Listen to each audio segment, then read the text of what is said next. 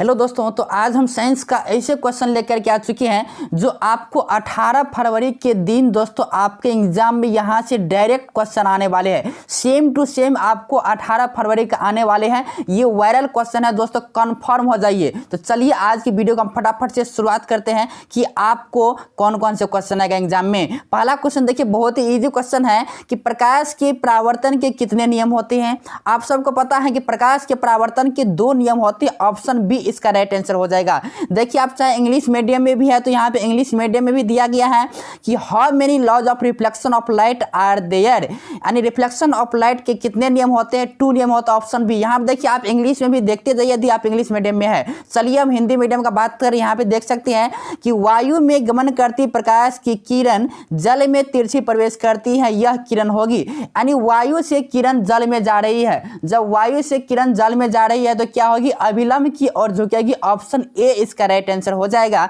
चलिए फटाफट से थर्ड नंबर का क्वेश्चन यहाँ पे देख लेते हैं कि निम्नलिखित में किस लेंस को अपसारी लेंस कहा जाता है। कौन सा लेंस है जिसको अपसारी लेंस कहा जाता है। तो दोस्तों ध्यान रखना, अपसारी, अवतल को अपसारी कहते हैं और उत्तल को अभिसारी कहते हैं। इसका राइट आंसर ऑप्शन बी हो जाएगा। चलिए फटाफट से फोर्थ नंबर का क्वेश्चन देख लेते हैं। चौथा क्वेश्चन है, किसी बिंब का वास्तविक तथा समान साइज का प्रतिबिंब प्राप्त करने के लिए बिंब को उत्तल लेंस के सामने कहाँ रखना चाहिए। देखिए, प्रतिबिंब यहाँ पे बोल रहे हैं समान आकार का प्राप्त करने के लिए। तो समान आकार का प्रतिबिंब प्राप्त करने के लिए हम लेंस के फोकस दूरी के दोगुनी दूरी पे यानी 2f पे हमको वस्तु को रखना होगा। यहाँ पे राइट आंसर ऑप्शन बी हो जाएगा। चलिए फटाफट से सेम टू सेम क्वेश्चन दोस्तों आपके एग्जाम में आने वाले हैं 18 फरवरी का। तो यदि हमारे चैनल पर न्यू आए हैं तो हमारे चैनल को जरूर सब्सक्राइब कर लीजिए, क्योंकि आपको इस चैनल पर संपूर्ण ऑब्जेक्टिव, वायरल ऑब्जेक्टिव 100% सही वाला आप लोग को इस चैनल पे मिलते रहेगा। और क्वेश्चन भी आपको आउट होगा तो सबसे पहले आपको इसी चैनल पे देखने को मिलेगा। चलिए फटाफट से क्वेश्चन देखिए। 5वां नंबर का क्वेश्चन है कि मानव नेत्र जिस भाग पर किसी वस्तु का प्रतिबिंब बनाता है वह है, यानी मानव नेत्र के किस भाग में किसी वस्तु का प्रतिबिंब बनते हैं तो वो होते हैं दोस्तों रेटिना पे। ऑप्शन डी, यानी आप देख सकते हैं इसका हिंदी में है दृष्टिपटल। ऑप्शन डी इसका राइट आंसर हो जाएगा। चलिए फटाफट से 6ठा नंबर का क्वेश्चन देख लेते हैं। 6ठा क्वेश्चन आपको स्क्रीन पे है। किसी माध्यम की अपवर्तनांक म्यू का मान होता है, यानी म्यू बराबर फार्मूला होता है दोस्तों साइन आई बट्टा साइन आर। ऊपर में आई होता है, नीचे में आर होता है। पहले आई तब कैल, मतलब साइन आई बट्टा साइन आर। ऑप्शन ए इसका राइट आंसर हो जाएगा। चलिए फटाफट से 7वां नंबर का क्वेश्चन देख लेते हैं। किसी लेंस की आवर्धन ऐसा मात्रक निम्नलिखित में कौन है। तो दोस्तों आप लोग बता दो, चाहे आवर्धन हो या अपवर्तनांक हो, चाहे आवर्धन हो या अपवर्तनांक हो, इसका कोई मात्रक ही नहीं होता है, यानी मात्रक विहीन होता है। ऑप्शन डी इसका राइट आंसर हो जाएगा। चलिए अगला क्वेश्चन देख लेते हैं। 8वां नंबर का क्वेश्चन है कि तारों का टिमटिमाना प्रकाश के किस घटना को प्रदर्शित करता है, यानी तारा जो टिमटिमाता है वह किस घटना के, तो प्रकाश की अपवर्तन के कारण। राइट आंसर ऑप्शन बी हो जाएगा, प्रकाश की अपवर्तन के कारण हो जाएगा। चलिए अगला क्वेश्चन देख लेते हैं। 9वां नंबर का क्वेश्चन है, किसी चालक का प्रतिरोध निम्नलिखित में किस पर निर्भर करता है। चालक का प्रतिरोध निम्नलिखित में किस पर निर्भर करता है। तो दोस्तों चालक की लंबाई पर भी करता है, चालक के अनुप्रस्थ काट का क्षेत्रफल पर भी करता है, चालक के पदार्थ की प्रकृति भी पर करता है। तो इस तरह इसका राइट आंसर हो जाएगा ऑप्शन नंबर डी, उपयुक्त सभी पर करता है। चलिए अगला क्वेश्चन 10वां नंबर का देख रहे हैं। 10वां नंबर को आपको यहाँ पे स्क्रीन पे है कि निम्नलिखित में कौन विद्युत शक्ति का मात्रक है। तो विद्युत शक्ति का मात्रक क्या होता है, तो होता है क्या, ऑप्शन ए हो जाएगा वाट होता है। पावर का ऐसा मात्रक वाट होता है। चलिए अगला क्वेश्चन 11 नंबर का देख रहे हैं कि विद्युत परिपथ में विद्युत धारा को मापने के लिए निम्नलिखित में किस युक्ति का उपयोग करते हैं। तो दोस्तों आप लोग को बता दो कि विद्युत धारा को मापने के लिए आमीटर का प्रयोग करते हैं और विभवांतर को मापने के लिए वोल्ट मीटर का प्रयोग करते हैं। तो यहाँ पे देखिए विद्युत धारा पूछा गया है तो राइट आंसर ऑप्शन सी हो जाएगा, आमीटर हो जाएगा। चलिए अगला क्वेश्चन 12 नंबर का देख लेते हैं कि फ्यूज तार के लिए निम्नलिखित में कौन सा कथन सत्य है। दोस्तों ये बहुत इंपॉर्टेंट क्वेश्चन, आप इसमें स्टार लगा लीजिए। फ्यूज तार के लिए कौन सा कथन सत्य है, तो इसका राइट आंसर हो जाएगा प्रतिरोध अधिक होता है और गलनांक कम होता है। प्रतिरोध अधिक, गलनांक कम होता है। राइट आंसर ऑप्शन सी हो जाएगा। चलिए अगला क्वेश्चन देख लेते हैं 13 नंबर का फटाफट से। 13 नंबर का क्वेश्चन है, निम्नलिखित पदार्थों में कौन चुंबकीय पदार्थ नहीं है। कौन चुंबकीय नहीं है, तो राइट आंसर हो जाएगा पीतल, ये चुंबकीय नहीं है। राइट आंसर ऑप्शन सी हो जाएगा। चलिए अगला क्वेश्चन 14 नंबर का देख लेते हैं किसी विद्युत धारावाही सीधी लंबी परिनालिका के भीतर चुंबकीय क्षेत्र का मान। तो दोस्तों यहाँ पे देखिए भीतर में पूछा गया है, भीतर चुंबकीय क्षेत्र का मान पूछा गया है। तो ऑप्शन देख लेते हैं। देखिए ऑप्शन आपको स्क्रीन पे दिख रहा है, इसका राइट आंसर हो जाएगा सभी बिंदुओं पर समान होता है। देखिए भीतर में पूछा गया है तो भीतर में क्या होता है, सभी बिंदु पे समान होता है। राइट आंसर ऑप्शन डी हो जाएगा। चलिए अगला क्वेश्चन देख लेते हैं। 15 नंबर का क्वेश्चन है। देखिए 15 नंबर का क्वेश्चन यहाँ पे आपको स्क्रीन पे दिख रहा है कि विद्युत धारा के चुंबकीय प्रभाव का खोज कौन किया है। दोस्तों क्वेश्चन में है, आप यहाँ पे मिस्टेक मत करना कि विद्युत धारा के चुंबकीय प्रभाव यानी प्रभाव, जब ओस गिरता है तो प्रभाव उत्पन्न होता है, यानी ओस्टर ने इसका खोज किया था। राइट आंसर ऑप्शन ए हो जाएगा। यदि यही पड़ेगा कि विद्युत धारा के चुंबकीय प्रेरण का, जब यहाँ पे प्रेरण लगा हो तो दोस्तों आप फैराडे मारना है। जब प्रेरण लगा हो यहाँ पे ओस्टर होगा क्योंकि यहाँ पे प्रभाव लगा हुआ है। राइट आंसर ऑप्शन ए हो जाएगा। चलिए अगला क्वेश्चन, आपको कंफ्यूजन दूर हो गया होगा। अगला क्वेश्चन है कि निम्न में कौन जैव मात्र ऊर्जा स्रोत का उदाहरण नहीं है। Very very important question. तो दोस्तों इसका राइट आंसर हो जाएगा ऑप्शन सी नाभिकीय ऊर्जा। क्या हो जाएगा, नाभिकीय ऊर्जा हो जाएगा। चलिए अगला क्वेश्चन देख लेते हैं। 17 नंबर का है कि Na2SO4 + BaCl2 gives BaSO4 + 2NaCl। देखिए यह किस प्रकार की रासायनिक अभिक्रिया है, तो ये है द्विविस्थापन। देखिए द्विविस्थापन अभिक्रिया आप लोग पढ़े हैं, इसका राइट आंसर ऑप्शन बी हो जाएगा। चलिए फटाफट से अगला क्वेश्चन देख लेते हैं कि अम्लीय वर्षा के जल का पीएच मान। देखिए अम्लीय पूछा गया है, यानी 7 से कम होगा, तो यानी 5.6 से कम, ऑप्शन नंबर बी में यहाँ पे देख सकते हैं। चलिए अगला क्वेश्चन देख लेते हैं। अगला नंबर है 19 का, NaCO3 यौगिक का प्रचलित नाम निम्नलिखित में कौन है। यानी NaCO3 किसका सूत्र है, तो ये है ऑप्शन नंबर बी, यानी बैंकिंग सोडा का ये सूत्र है। ऑप्शन नंबर बी इसका राइट आंसर हो जाएगा। चलिए फटाफट से अगला क्वेश्चन है कि अपच का उपचार करने के लिए इनमें से किस औषधि का उपयोग करते हैं। देखिए पाचन नहीं होता है तो अपच होता है, तो उसको उपचार करने के लिए किस औषधि का उपयोग करते हैं, एंटासिड का। क्या, तो एंटासिड, ऑप्शन सी इसका राइट आंसर हो जाएगा। चलिए फटाफट से 21 नंबर का देख लेते हैं। चींटी के डंक एक अम्ल छोड़ जाते हैं जिनके कारण जलन एवं दर्द अनुभव होता है। यह किस अम्ल के कारण होता है, तो दोस्तों ये होता है मिथेनोइक अम्ल के कारण। मिथेनोइक अम्ल, ऑप्शन ए इसका राइट आंसर हो जाएगा, मेथेनोइक अम्ल के कारण होता है। चलिए अगला क्वेश्चन देख लेते हैं। अगला क्वेश्चन 22 नंबर का फटाफट से देखते हैं कि ऑक्जेलिक अम्ल निम्नलिखित में किसमें पाया जाता है। तो ऑक्जेलिक अम्ल जो है ये टमाटर में, टमटम में पाया जाता है। राइट आंसर ऑप्शन ए हो जाएगा। चलिए अगला क्वेश्चन फटाफट से देख लेते हैं। अगला क्वेश्चन है CaSO4 × ½ H2।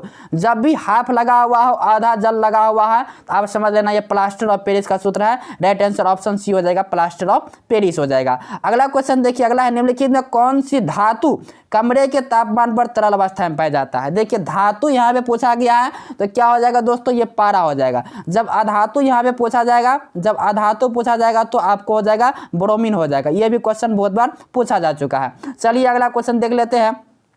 अगला है 25 नंबर का कि नाइट्रोजन के 2 परमाणुओं के बीच कितने आबंध बनते हैं। नाइट्रोजन, तो देखिए कैसे निकालना है। नाइट्रोजन का एटॉमिक नंबर 7 होता है, कितना, तो 2 5, ये आप लोग को पता है। अष्टक पूरा करने के लिए कितना चाहिए, 5 है तो 3 की चाहिए, तो त्रिबंधन हो जाएगा। कितना होगा, 3 आबंध, यानी ऑप्शन सी इसका राइट आंसर हो जाएगा। चलिए अगला क्वेश्चन देख लेते हैं फर्स्ट में कि निम्न में कौन विद्युत का सुचालक है। कौन सा विद्युत का सुचालक है, किससे विद्युत धारा प्रवाहित होता है, तो दोस्तों सुचालक ग्रेफाइट। 4 अंक मिलता है, 4 अंक मिलता है। राइट आंसर ऑप्शन बी हो जाएगा। चलिए अगला क्वेश्चन देख लेते हैं। अगला क्वेश्चन आपको स्क्रीन पे दिख रहा है।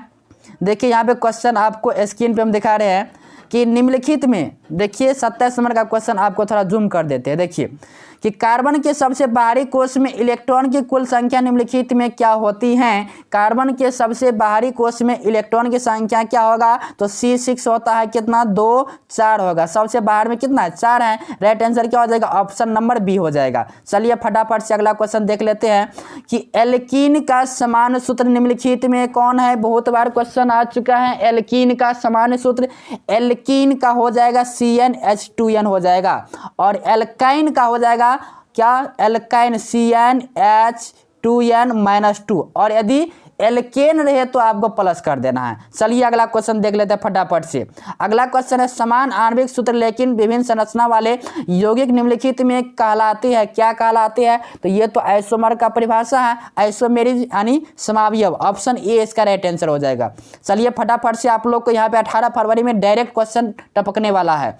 अगला क्वेश्चन है कि मेनलिव की आवर्त सारणी निम्नलिखित अनुसारों में तत्वों के गुणधर्म निम्नलिखित में किसकी आवर्त फलन होते हैं। तो मेनलिव में देखिए ड्रॉ आता है, है, तो डॉ से आपको ध्यान रखना दरमान, डॉ से दरमान, ऑप्शन बी इसका राइट आंसर हो जाएगा। चलिए फटाफट से अगला क्वेश्चन देख लेते हैं। 31 नंबर का क्वेश्चन है कि आधुनिक आवर्त सारणी के उदर्ग स्तंभ निम्नलिखित में क्या कहलाते हैं। उदर्ग स्तंभ को हम लोग क्या कहते हैं दोस्तों? 31 नंबर का राइट आंसर देखिए, उदर्ग स्तंभ को समूह कहते हैं और क्षैतिज कतार को आवर्त कहते हैं। तो यहाँ पर उदर्ग स्तंभ राइट आंसर ऑप्शन बी हो जाएगा।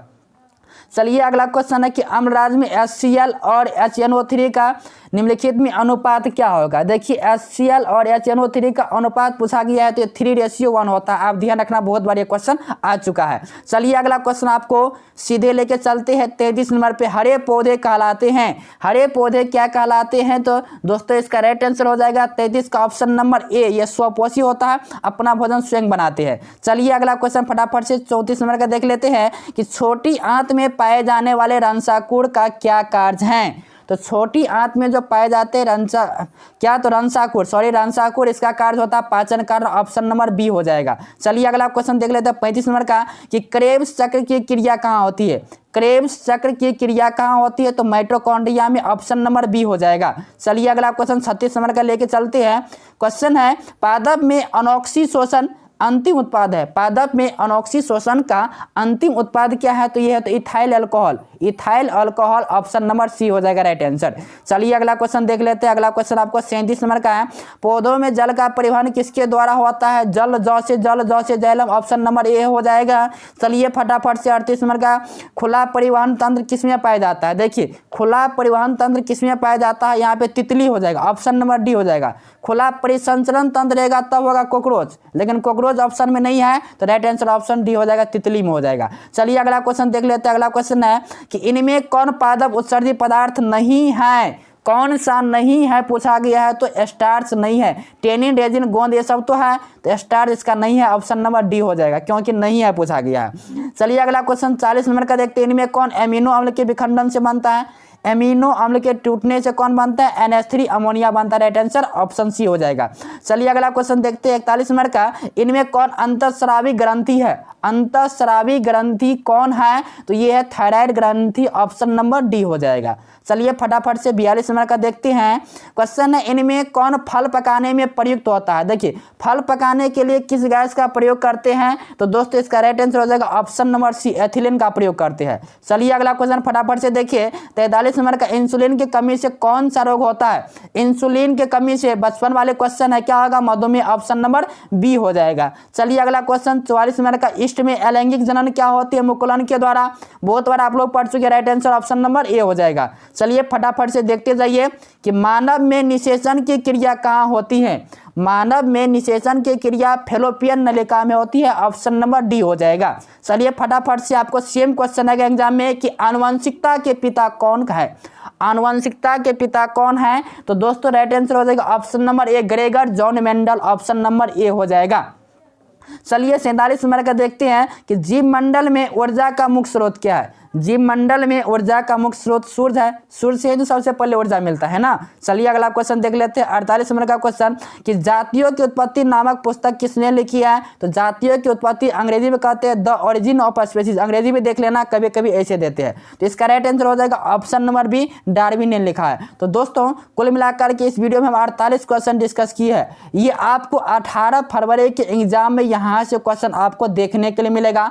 तो दोस्तों आपको इसी तरह का वायरल क्वेश्चन आप लोग को वीडियो प्रोवाइड करते रहेंगे। 18 फरवरी तक वायरल क्वेश्चन और क्वेश्चन भी आउट होगा, तो आपको सबसे पहले इसी चैनल पे देखने को मिलेगा। तो आप हमारे चैनल को सब्सक्राइब करके जुड़ जाइए, बेल आइकन को जरूर क्लिक कर लेना। तो चलिए फिर मिलेंगे नए वीडियो में, तब तक के लिए धन्यवाद।